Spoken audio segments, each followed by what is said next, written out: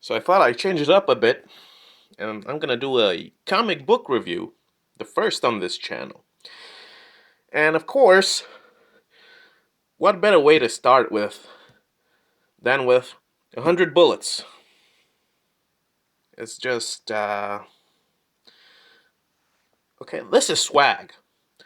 The way this book series is made, and I'm talking about the physical books, they're just gorgeous. Gorgeous. But that's pretty much the positive that I have to say about this book. Now, of course, this is by Brian Azzarello and Eduardo Risso. And when I first read this a couple of years ago, and I mean just the first couple of chapters, I was hooked. I would say, you know what? This is gonna satiate my Sin City cravings. This is gonna be something else. This is gonna be legendary. And yeah, boy, was I mistaken. But anyway, before I get into the criticism, I have to say that these books they are beautiful, and I don't know why, but these books are way heavier than your normal what do you call it, comic book volume or whatever this is, right? Whatever you call it. This is at least twice as heavy, the weight of it, as a normal comic book. And of course maybe it's colored and the pages are glossy, but I have to say, once you hold all 5 volumes of this, you're gonna have a workout, okay? But anyway, 100 bullets. Just gonna show you the 5 covers real quick. And these books are bricks, okay? They are serious bricks. But let's get to it. Okay. Now, this is a perfect example, yet again, for aspiring writers. Okay, I'm a writer myself, as well as a reader, and I have to say, this story has a great hook. You're captivated immediately, but this is a great example of what happens when you have a great hook at the beginning, and then the rest is just ripples, like reflections of something that should have been phenomenal. And this book, if written differently, could have been an absolute masterpiece. Because, of course, if you're gonna check out other reviews, they're gonna say, well, this is noir. This is a noir masterpiece. It's phenomenal. And I have to say, everything but the writing in this series, they are exquisite. And I have to say, I don't know what happened. This is a clear manifestation of having a great idea and doing absolutely nothing with it. Okay? This is what the fuck happened here, bro? And there's nothing but praise for this series. There's very little criticism. Of course, the art style is, from beginning to end, the art style is 100% legendary. Look at it. The coloring, everything sticks out. It is unique. It is exquisite. The art style is exquisite. But the writing, now this is coming from a writer myself. The writing in this it's not even mediocre or banal. It's absolutely appalling. It is it is a downward slope, and at the end of it there's a big hole and you're going to fall into it. That's how I would describe the writing in this series. It's something else. rarely been so disappointed by writing because this is a legendary series, bro. This is the winner of the Eisner Awards, right? And I'm like, why? Now, the story begins with a woman coming out of jail and she has been betrayed, but she doesn't know it yet. So this old guy gives her a briefcase with 100 bullets and a gun, and of course, 100 bullets. They're untraceable, so you can do whatever you want.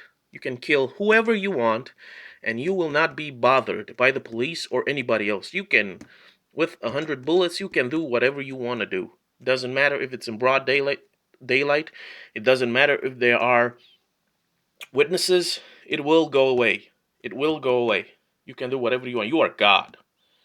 And this is a great idea. But the rest, it's book by book, volume by volume, it keeps getting worse. And I mean the writing.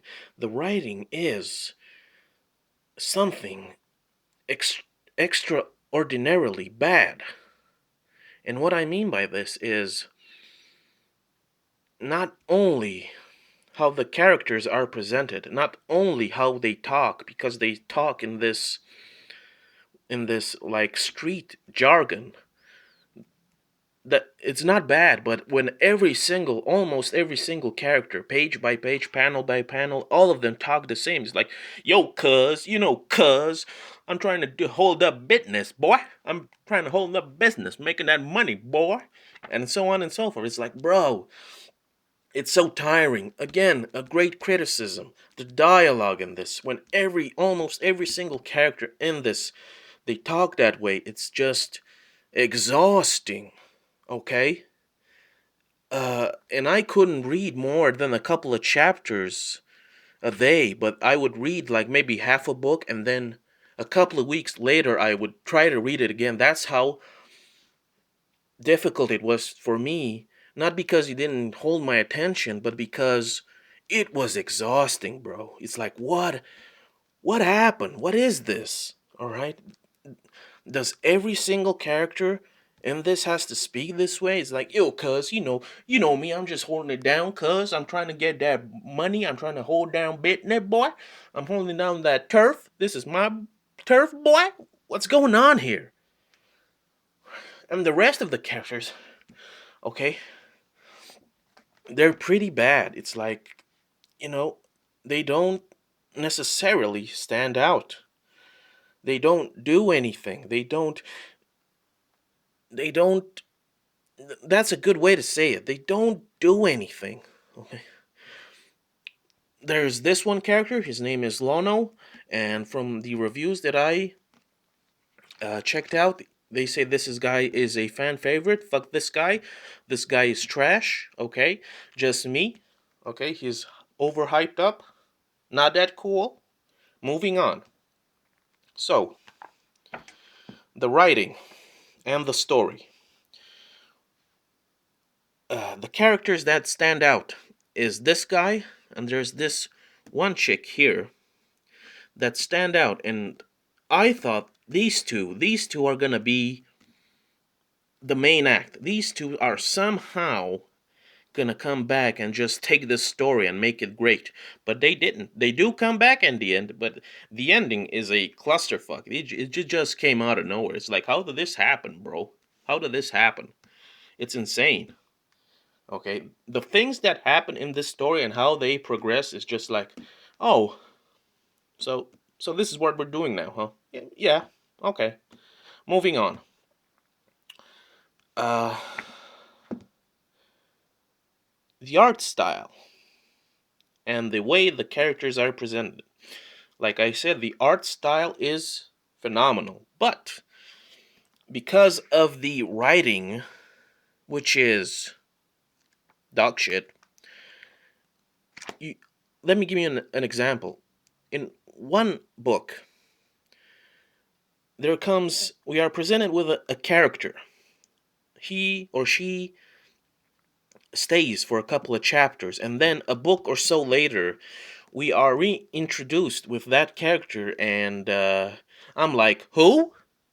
Huh? Who? Who? Who's that? And again, and so forth. And then another book comes, we are introduced to a character, a couple of chapters, and then a book or so later, we are reintroduced with that same character, and I'm like, who? Uh, huh? Who's that? Huh? What? And so on it goes. And because even though the art style is unique, I really can't tell the difference between some of the characters, right?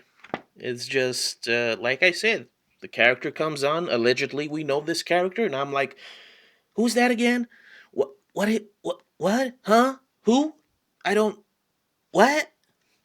And so on it goes. And I'm telling you, a lot of characters in this story, they're just useless. I don't know what they're doing, who they are, what's their deal, what are they gonna do, what's their backstory. There's nothing like that. It's like they're all they all look cool. We are presented with this facade that they're absolutely badass, that they are not only killers, because that's what they are. Not only are we presented that they are super intelligent, okay? They don't hold up, okay? And by the end of this, it's like all of them, all of them are clowns, okay? They're just clowns trying to be something they're not, okay? And okay, let's go on. And okay, so this old guy comes along, he gives 100 bullets, untraceable bullets, to people who have been wronged. Some of these people turn out to be uh, hitmen that are a sort of task force for the 13 families that govern the world. Yes, there are 13 families that control basically everything. And you can call it the Illuminati. I call them a bunch of chumps. Because in this book, we are presented with these 13 families. And the moment this symbol comes along, you're like, okay, this is going to be lit, boy. This is going to be some serious shit. But once you meet the people that belong to these families that allegedly control everything, and they have so much power and influence that they scare governments, they have governments in their back pocket. The more you meet these so-called powerful, so-called intelligent people, they are clowns. They are disappointing. They don't hold up. Let me tell you how this happens. We are presented with these families, these people, and they talk a lot about power. They talk a lot about being in control. They talk a lot about being the owners of America and so on and so forth. And they drink a lot and they look cool and they seem powerful. But when it comes to proving, that they're legit, they fail miserably. Miserably. You cannot have this big baddie, this antagonist, be this lame. Everybody in this book is lame. There are no exceptions, okay? The writing is bad, worse, horrible, appalling, repulsive, and it keeps going on. And the ending just comes out of nowhere. It's like, huh? How did we get here? What is this? Okay, and this is a perfect example for aspiring writers what not to do. Just because you have a great idea doesn't mean that you do not have to commit. You have a responsibility to write a good story throughout, not just have a good hook and that's it. You've done your job. The rest of it is just a fucking shit show. Writing wise. Writing wise. The story, how it goes, the characters. Absolute trash. Garbage. Okay? Whoa. Anyway. Will I read it again? Probably, because the art style is, like I said, without a doubt, captivating. It is. Sexy as fuck. Alright? But that's about it. That's what I have to say about it. The writing, the storytelling, the characters, they are beyond incurable. They are absolute trash, and that will never change. And as Faulkner said, the only way you can uh, distinguish good writing from bad writing is to read everything. And I try to read pretty much everything. This has a nice package. This has a nice presentation.